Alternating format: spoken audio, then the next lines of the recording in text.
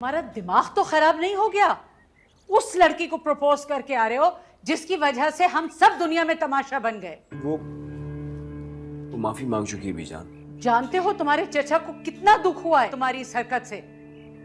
वो बेचारा पहले ही तुम्हारी बेवकूफियों की कीमत चुका रहा है। जी हाँ, मैं मेंटली प्रिपेयर्ड भी हूँ उनके रिएक्शन के लिए। वो ज्यादा से ज्यादा क्या करेंगे? प्रॉपर्टी से अलग कर देंगे मुझे, रिश्ता खत्म कर देंगे, या फिर ये धमकी दे देंगे कि जिंदगी भर तुम्हारी शक्ल नहीं देखूंगा। मुझे कोई परवाह नहीं है इन बातों। कितनी आसानी से कह दिया तुमने ये सब। एक बात कान खोल कर सुन लो, जब तक मैं जिंदा हूं जायदाद का बंटवारा नहीं हो सकता।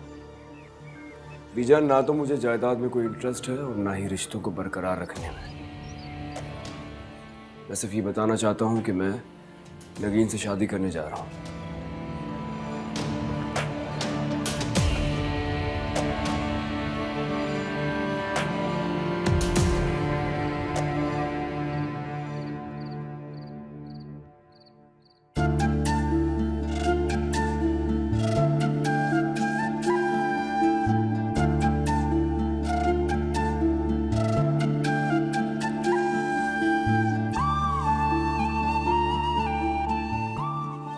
मेरा दिल कहता है कि मेरे अल्लाह ने तुम्हारे लिए बहुत अच्छा सोचा है। तुम देखना, बहुत जल्द कोई शहजादा आएगा तुम्हारा हाथ थामने।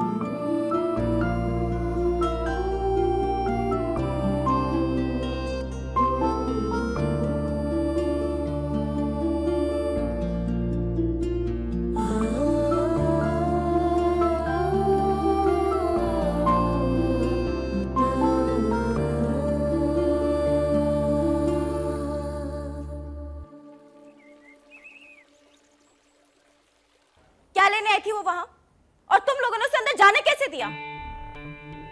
What? नकाब पहनकर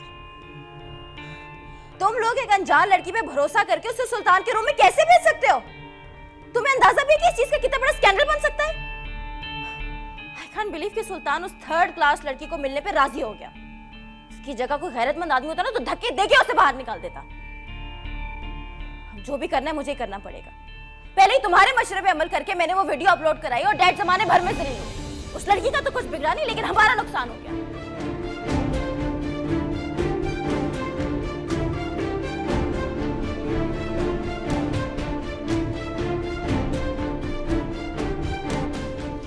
मुझे तुमसे अब कोई बात नहीं करनी।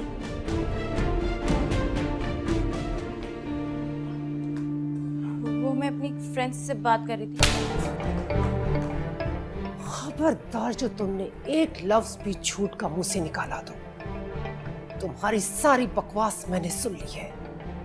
किस तरह तुमने अपने बाप को जिल्लत के गड़े में धकेला है।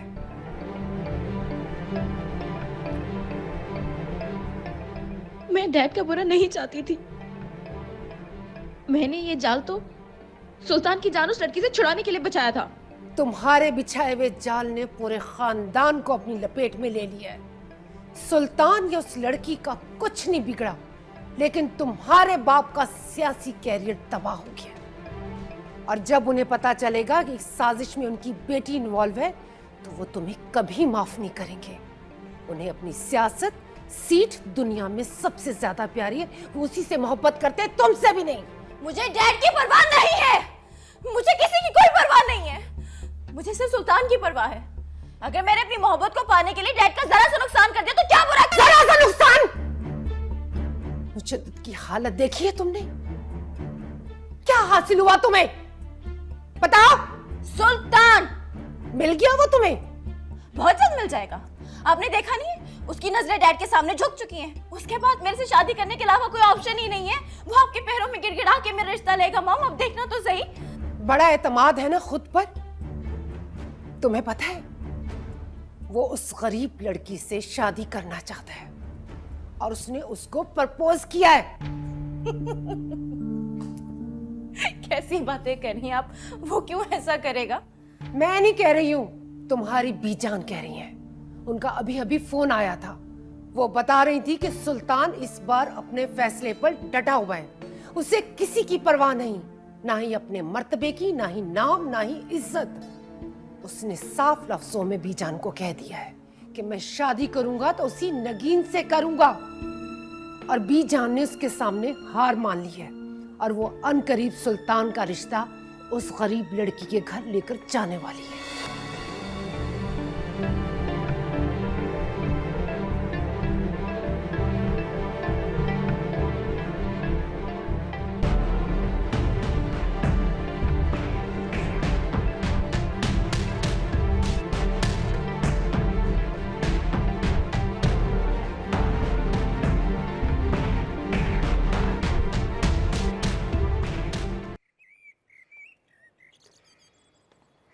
क्या मैं आपको तुम कहकर बुला सकता हूँ? अब रिंग पहना देने के बाद इतना तो हक बनता है ना मेरा कि अपनी होने वाली बीवी के साथ थोड़ा सा बेतकल्लफ होकर बात कर सकूं। मेरी रिंग फेंक तो नहीं दी तुमने? जी नहीं, फेंकी तो नहीं, लेकिन हाँ, मैं आपको वापस ज़रूर कर दूंगी। अरे क्यों? क्योंकि हमारे यहाँ रिंग घर के बड़े पहनाया करते हैं। आप अपने घर वालों से कब बात करेंगे? आपको लगता है कि वो मान जाएंगे? मेरी फैमिली में बीजान के अलावा और कोई नहीं है। मैं बहुत जल्द तुम्हारी मुलाकात उनसे करवा दूंगा। मेरे पेरेंट्स की कई सालों पहले डेथ हो गई थी और मैं इकलौता हूँ, कोई बहन भाई भी नहीं है। और आपके चचा और उनकी फैमिली? उनके राजी होने या ना होने से मुझे कोई फर्क नहीं पड़ता। मैं खुद मुख्तार हूँ। लेकिन वो आपके सगे चचा हैं। मुझे लगता है कि आपको उनकी राय का एहतराम करना चाहिए। क्या सोचेंगे वो अगर आपने उनकी मर्जी के बगैर मुझसे शादी कर ली तो? अच्छा मुझे ये बताओ, इंसान शादी क्यों करता है? अपनी खुशी के लिए या दूसरों की खुशी के लिए? वो क्या सोचेंगे, लोग क्या कहते हैं, हमें इससे कोई सरोकार नहीं होना चाहिए। पता है, जिंदगी हम दोनों ने गुजारनी है, इसीलिए फैसला भी हम दोनों ही करेंगे। अच्छा नगीन, मैं तुमसे मिलना चाहता हूँ। क्या हम आज शाम मिल सकते हैं? आज शाम को? मगर क्यों, कहाँ? कहीं भी, किसी रेस्टोरेंट में या जहाँ तुम्हें मुनासिब लगे। लेकिन मेरा आपसे यूं शादी से पहले मिलना मुझे ठीक नहीं लगता। हमें थोड़ा मोहताज रहना चाहिए। नगीन, मोहतात होके जीना सुल्तान दुर्रानी ने नहीं सीखा है, और मैं किसी से डरता भी नहीं हूँ, इसलिए तुम्हें भी किसी से डरने की जरूरत नहीं है। मैं सारी दुनिया के सामने तुमसे मिलूंगा और तुम्हारा हाथ थाम कर बोलूंगा कि ये मेरी होने वाली बीवी है।